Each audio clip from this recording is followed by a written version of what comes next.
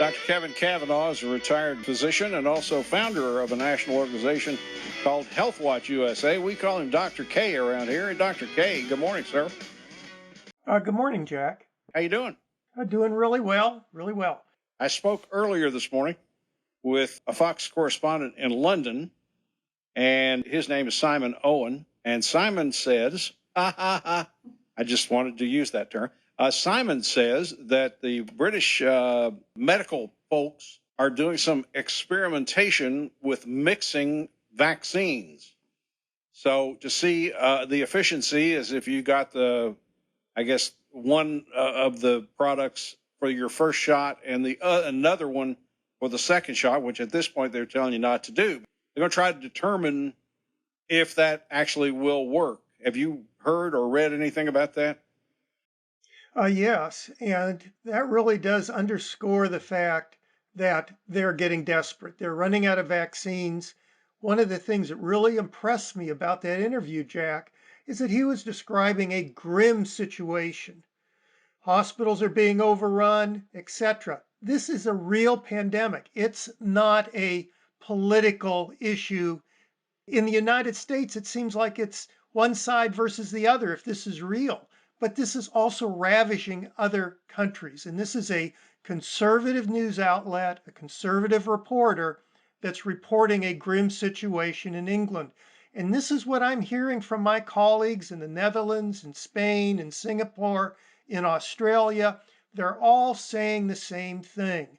The only place where we hear that this pandemic is being mitigated and played down is by a certain small fraction in the United States. And as the deaths are mounting, luckily that fraction is getting less and less powerful, but it's still inhibiting our effort to confront this pandemic. Every day I'm still seeing leaders of our nation and of our state not wearing masks or wearing a mask under their nose. And all of this is sending a message to our population that, hey, this isn't that severe. Well, it is, and we need to take it very seriously. And I had a text early this morning, and I thought, well, I'll just bring that up to Dr. K. He says, discuss all the fatalities caused by the vaccine. People are dying, and it's not a topic. And I wrote back to him, and I said, it would be a great topic to discuss if it were true. But it's not true. And why are people wanting it to believe, these conspiracy theorists and just all this misinformation? I guess the media is just doing a lousy job of getting the information out. I don't know. Well, I think so. It's also targeted information on the internet. And the more you watch this misinformation narrative, the way the internet works, you get fed more of it. Whatever you watch is what their algorithms will then feed you, and then pretty soon you're believing it's true. I don't know of any proven fatalities from the vaccine, and we've had millions of people now vaccinated, and we are losing 3,000 to 4,000 people a day to the virus. Can't find a death from the vaccine, yet people are hesitant on getting this vaccine.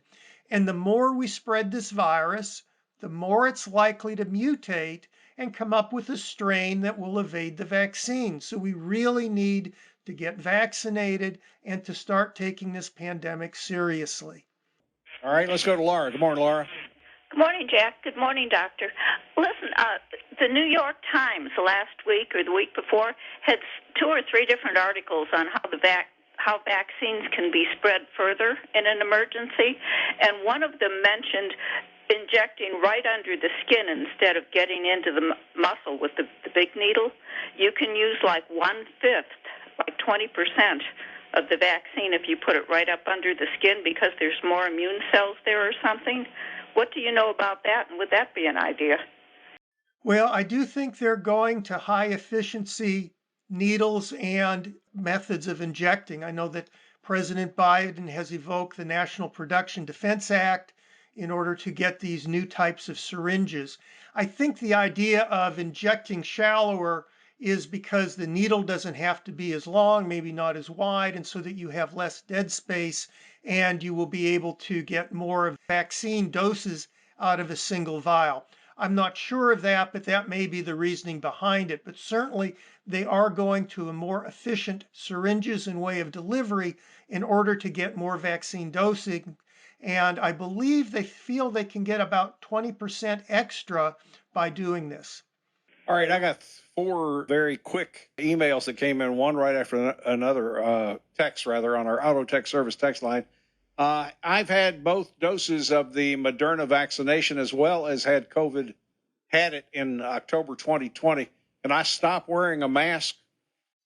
Well, the answer to that right now is no, because we don't know for sure, although it's looking like this may occur, that you still may be able to get an asymptomatic infection and spread the virus. Remember, this vaccine targets your immunity in the bloodstream, not necessarily in the lining of the nose, so there may be a short period of time that you're still infectious. The other problem is that these new variants, especially the South African and Brazilian, may make that vaccine somewhat less effective. So to be on the safe side, it is good to still wear a mask, and I would certainly recommend it. When I finish the vaccine, I will be wearing a mask. I think that's very important. And of course, social distancing is also very important. Mike is asking on our auto tech service text line, how does China say they have zero COVID cases? Is that true? Well, it may well be true. I think that Australia, New Zealand are in a similar situation. They had a very hard shutdown, all of these countries, and they then used case tracking.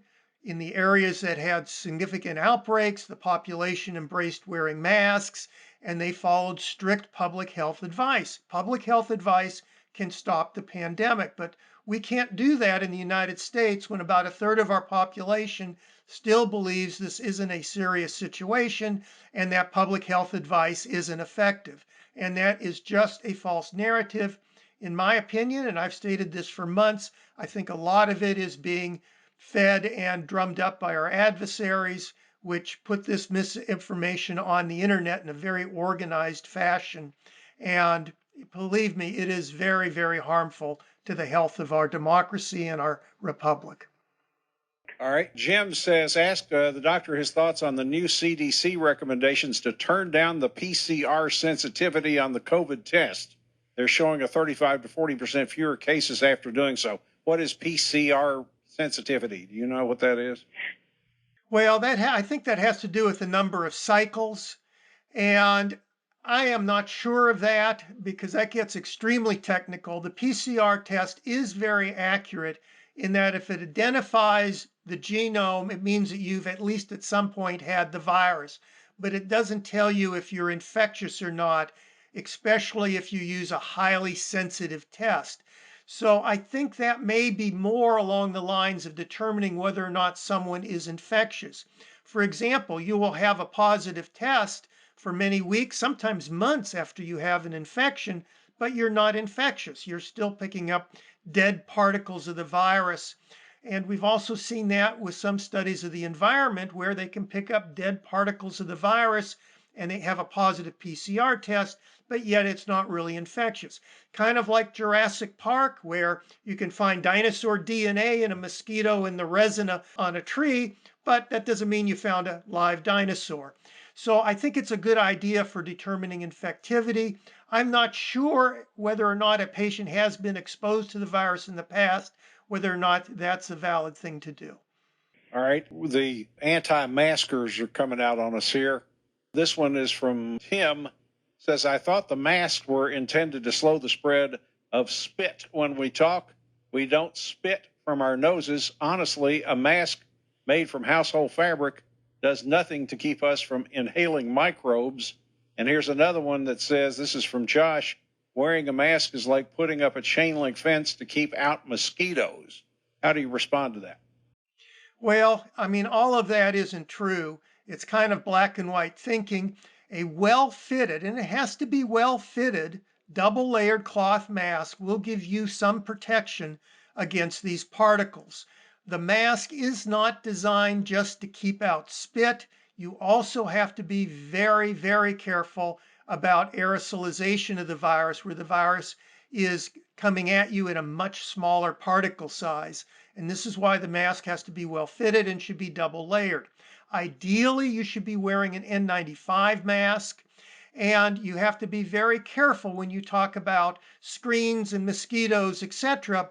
Because remember, a mask is designed to be a filter, that it can let air in, but keep the viral particles out. N95s do this actually not only by filtering, but they have an electrostatic mechanism that actually attracts and attaches the particles. But I've seen videos on the internet where they have people out in the cold air and you see all this water vapor going through the mask, etc. And they say, well, they don't work. Well, that's water vapor. Of course, they will let some very small molecules out like oxygen and air so you can breathe.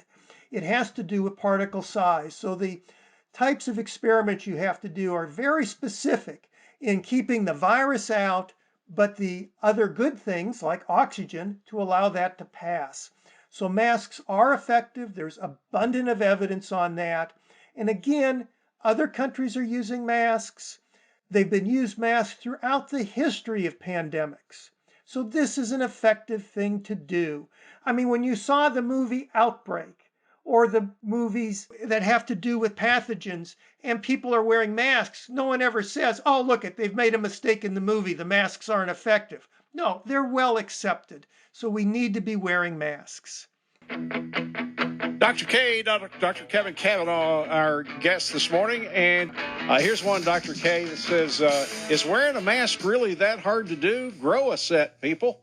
So there you go. But now here's a couple more that I want to share with you. This one says, this is Mike. Wasn't it true that recently a medical care person died after taking the second shot and he had no previous conditions? And here's another from Debbie that says, about a month ago, the news crawl at the bottom of Good Morning America said one death that occurred after vaccination, never heard any more about it. So you're saying you haven't heard those stories, right? I haven't heard those stories. I've heard one or two cases that they thought may have been related to the vaccine. But again, you're looking at one or two cases out of millions and millions of doses of the vaccine versus 3,000 to 4,000 deaths from COVID-19 a day. So the vaccine is much safer. And with the new variants that are on our doorstep, the UK variant, which is both more infectious and slightly more lethal, and we also have the Brazilian variant and the South African variant, which have been detected within our country. Believe me, if we're not wearing masks, we're not getting a vaccine, we're going to be in a much worse situation than we are now. And God forbid if these variants mutate into a new form that is even more resistant and more lethal. And the virus can't mutate if it isn't infecting people and spreading. Here's another from Wally. This is on our Auto Tech Service text line. I am being very safe and following CDC guidelines. I will not get a vaccine until long-term effects studies are done. What is your recommendation to Wally? Well, if you're isolating at home, have home delivery, and you feel safer doing that, I mean, that's something you can do. But myself, I would feel safer getting the vaccine because one of the things we don't know with these more infectious variants is how exactly they're spreading, how exactly they are more infectious. Are they living in the environment more? Are they more likely to aerosolize? And so the CDC guidelines are based on the original variant of the virus. The vaccine we know gives you good immunity both to the original variant and the United Kingdom variant, which we have now in the country. And it also gives you some protection to the Brazilian and the South African variant. So I definitely would encourage you to consider getting the vaccine. Granted, we don't have long-term safety data, but the vast majority of complications occur within the first 2 months of vaccination, and those should be detected. Long-term problems which might arise from the vaccine is probably less common than the long-term problems you'll get from COVID-19. And believe me, there have been abundant amount of research, most recent one from a CDC review, showing that patients get long-term problems from COVID-19. The figures I've read have been as high as 80% having some form of lingering symptoms, especially fatigue, or headaches. Bill says in response to one of our earlier texters, anything and everything helps. So the texter never has any fluids come out of their nose. An anomaly, I guess. That's what Bill says. Now, Jackie has a problem. First of all, she sent us 2 texts on our auto text service text line. She says, any idea when 1C level of vaccines are opening up in Kentucky? And the second email says, I'd love to get it, but can't get. My husband has cancer and I care for my elderly mother. Any suggestions for Jackie? Well, I would call around because, I hate to say that, but in Kentucky, the main emphasis is on getting these vaccines out. And in some of the areas of our state that have a lot of vaccine hesitancy, they have extra doses. And you can sometimes get an appointment if you're willing to get your name on a list on a place that is far away from where you're living, but you can still get a vaccine. And so I have heard of a number of people that are doing that because some of the places, quite honestly, are having difficulty getting rid of some of the doses or filling their appointments, so that they are opening this up to some of the very sick 1C individuals. So if you get to the end of, I guess you would go toward the end of the day and just get in line? Well, or at the end of the appointments. They do like to have appointments, but if it's a day or so before and they're not filling them and they have maybe 6 slots open, they'll start giving them out to someone who's maybe in the high 60s, has cancer, and is otherwise high risk. So they'll start to go into another category because it is of primary importance to get people vaccinated. So they don't want to throw away the vaccines. And when you hear all the calls of what we have coming into this show, the misinformation, don't want to take the vaccine, etc., there are areas in our state where the population isn't clamoring as much for the vaccine as in maybe Fayette County and in Jefferson County. Sam wants to know if the vaccine could cause infertility in children. Only reason why I'm afraid to get my children vaccinated.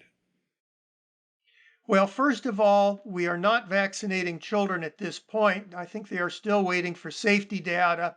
Second, there is no reason to believe that this would cause infertility. Why would it? It's a spike protein of the virus.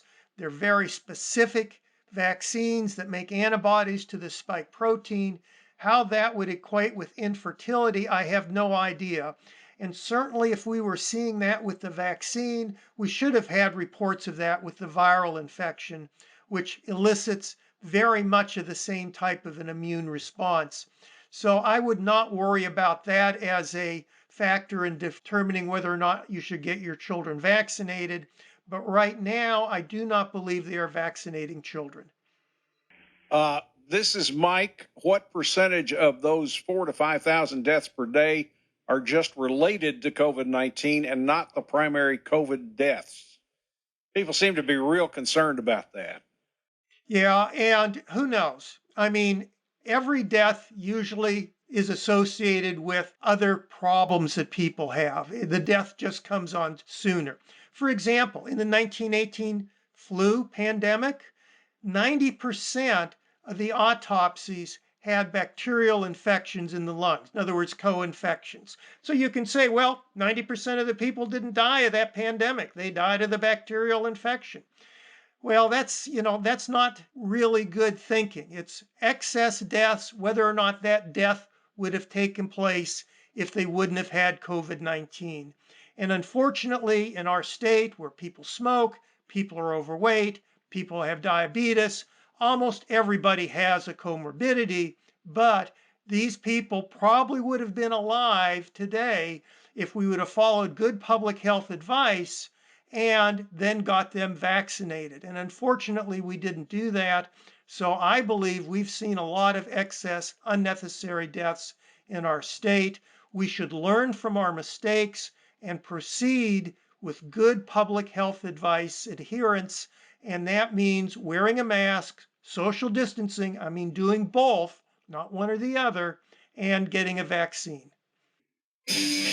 And we are unfortunately out of time, but it's always good to have you. We'll talk to you again on Monday morning. I hope you have a great weekend. Thank you, Jack. Dr. Kevin Kavanagh, retired physician and founder of a national organization called Health Watch USA.